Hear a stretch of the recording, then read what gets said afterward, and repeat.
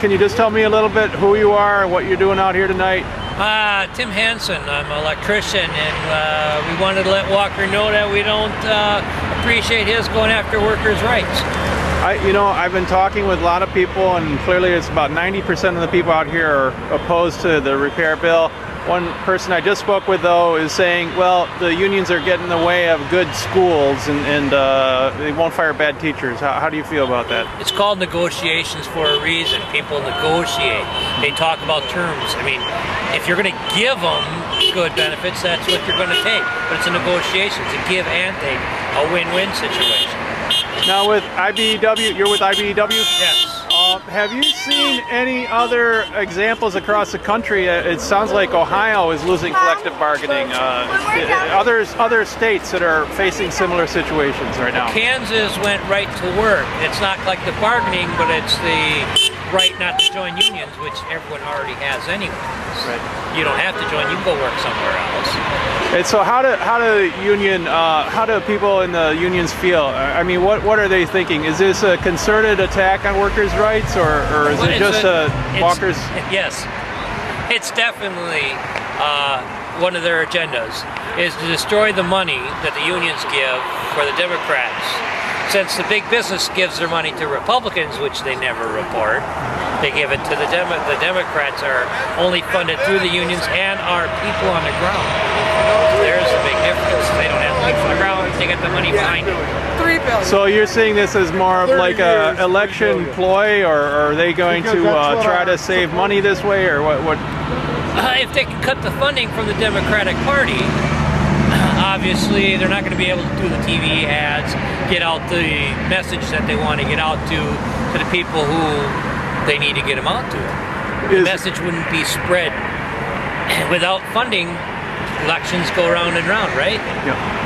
And lastly, with Governor Walker, do you think that he's part of this? This sounds like a conspiracy, although probably a lot of evidence to base it on that, but does he have that agenda of the Koch brothers or these other people they're mentioning?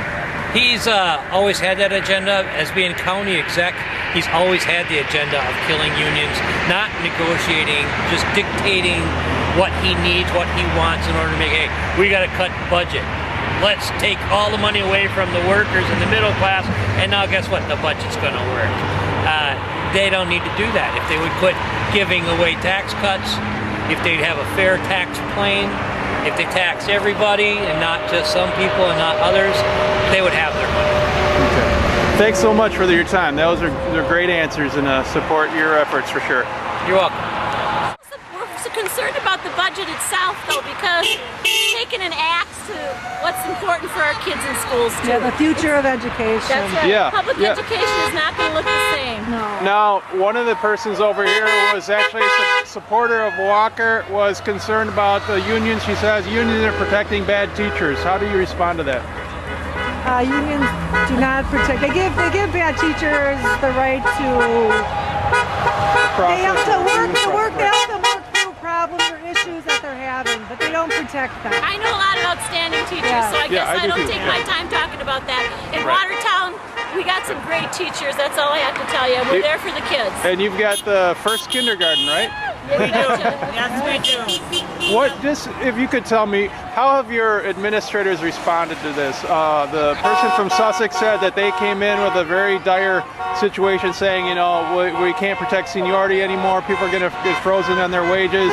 How are your administrators? Have they talked to them? Very supportive, and they have taken a wait-and-see attitude. Okay. They don't know what's going to come down, and they want everybody just to take a step back, take a deep breath, and wait to see how everything shakes out. It's uncharted territory, and Watertown has always had a good relationship with their teachers. Yeah, we have a very good relationship with our administration.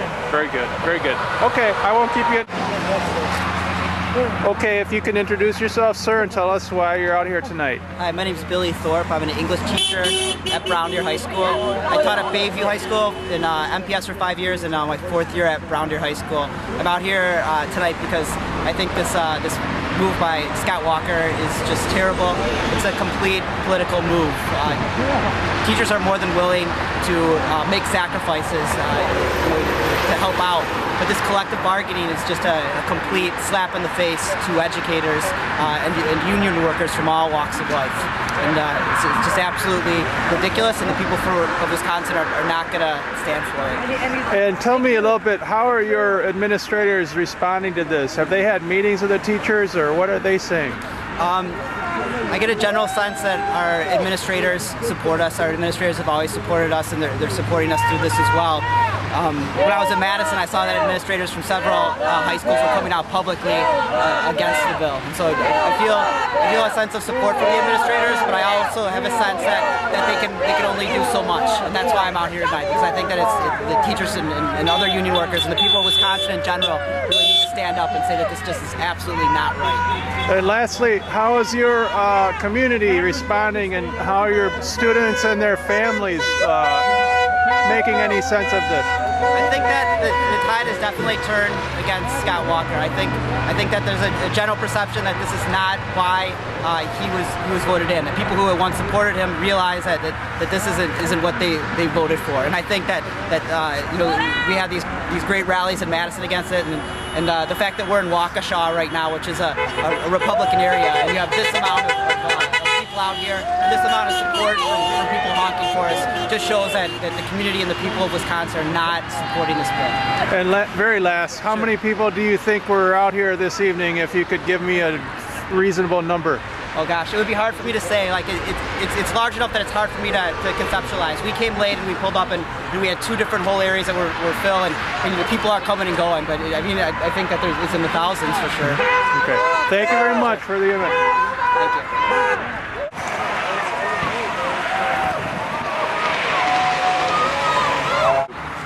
Okay. If you could tell me about yourself, who you are, and why you're out here tonight. I'm out here to help protect workers' rights for my grandkids, and we've had worker rights all the time. We've fought hard for them, and now they just want to take them away. And it's just more of giving money to the wealthy, not giving us a fair chance. That's what it's all about. And your sign, it says the war on the workers. It's like the election of Governor Scott Walker, and this repair bill has kind of propelled this idea into the mainstream. But this has been going on for a while, yeah? I mean, you've seen it. It's been going on for years. Yeah, tell me. That Walker is now taking it to the next level. First, they started by shipping jobs out. Wages are lower. Now they want to take our voice away. That's what it's all about. They want to take the voice of the working man away. And we have to say no someplace. Do you get a sense that's why so many people have come out, that they see that there's something qualitatively different about this event, that workers' very voice is at stake here? Oh, that's what it is. Yeah. That's what it is. We're used to working harder, we're used to giving concessions, and we're used to that, and we can understand that, but not when you want to shut us up. And to put everything, the Wall Street boys are the ones that created economy mess, and yet none of them are in jail. Right. And now they want us to pay for it. And it's time we gotta just say no. How do you feel among the various constituents in your community, the Democrats and the Republicans? Just like you said, there's an economic crisis that was created, but now working people are being asked to bail it out. Who do you see as leading in this area to try to right that wrong? What a working guy is, and it's not just union; it's union and non-union. We're all working together to. That's it. It's a middle class. We see that the opportunity for middle class is going away, and pretty soon we're just going to have two classes: the rich and the poor. Now, right now, I gotta say the Republicans and Walker were successful in the beginning, trying to pit one working class, the private against the public, pretty good. But that's not what it's about. It's the Wall Street guys against the middle class. All right. Well, thank you very much for this spot-on interview, and keep up the good fight. Okay. Thank you. Kill the bill!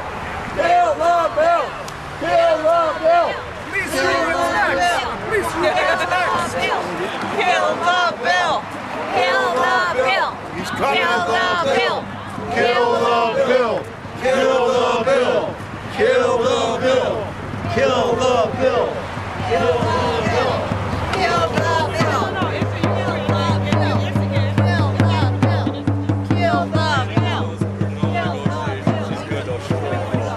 It's the only one. Here's the other crazy girl anxiously waiting now. Kill the bill. Kill the bill. Kill the bill. Kill the bill. Kill the bill.